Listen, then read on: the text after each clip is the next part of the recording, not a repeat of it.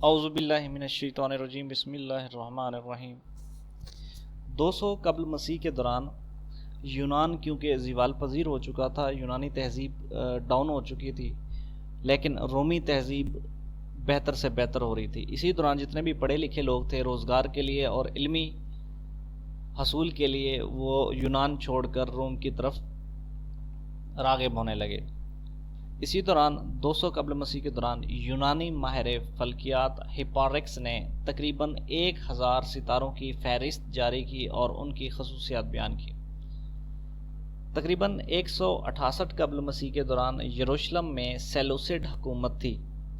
اس حکومت کے خلاف بہت سارے مذہبی لوگوں نے، بالخصوص یہودیوں نے بغاوت شروع کی۔ خانہ جنگی شروع ہو گئی اور اس خانہ جنگی سے یہودیوں کو کافی سارا فائدہ حاصل ہوا۔ 150 قبل مسیح کے دوران یونان میں اور روم میں، کیونکہ پہلے سے لڑائیاں موجود تھیں، اس دوران علمی حوالے سے بھی امپرومنٹ ہوئی، اس حوالے سے کنسٹرکشن کے حوالے سے بھی امپرومنٹ ہوئی اور جنگی حوالے سے بھی امپرومنٹ ہوئی۔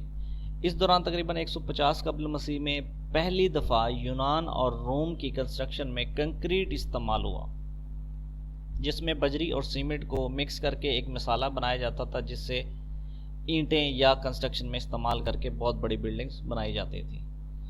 چین میں کاغذ سازی کافی حد تک بہتر ہو چکی تھی۔ چین وہ واحد علاقہ تھا جہاں سے کاغذ سازی کا آغاز ہوا۔ کاغذ سازی کی ٹیکنالوجی چین نے دریافت کی، اب اس کو بہتر سے بہتر شکل دی جانے لگی۔ 146 قبل مسیح کے دوران، کیونکہ روم اور یونان کی لڑائیاں پہلے سے موجود تھیں، ہو رہی تھیں کافی عرصے سے، اب روم کا مکمل طور پر یونان پر قبضہ ہو گیا۔ 142 قبل مسیح کے دوران خانہ جنگی جاری تھی۔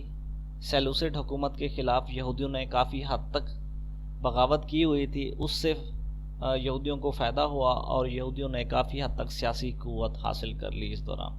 135 قبل مسیح کے دوران چینی حکومت نے کنفیوشس کی تعلیمات کے حوالے سے پہلے بھی اقدامات کیے ہوئے تھے، اب ان سکولوں کو ترویج دی جہاں پہ کنفیوشس کی تعلیم تھی۔ اس طریقے سے کنفیوشس کی تعلیم بھی بہتر سے بہتر امپروو ہونے لگی، پھیلنے لگی اور تعلیمی نظام بھی چین کے اندر پھیلنے لگا۔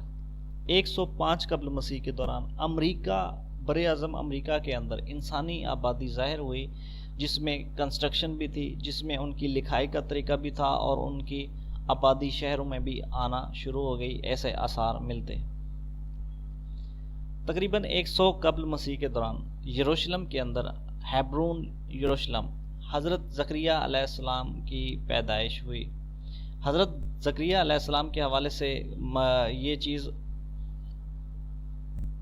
واضح ہے کہ ان کی عمر تقریباً 100 سال کے لگ بھگ تھی اور وہ یہودیوں اور مسلمانوں دونوں کے مطابق پیغمبر تھے اور معتبر انسان سمجھے جاتے تھے ہر مذہبی اینگل کے حوالے سے۔ وہ ایک مذہبی رہنما تھے، مذہبی منتظم تھے اور وہ ٹیمپل کی نگرانی کیا کرتے تھے۔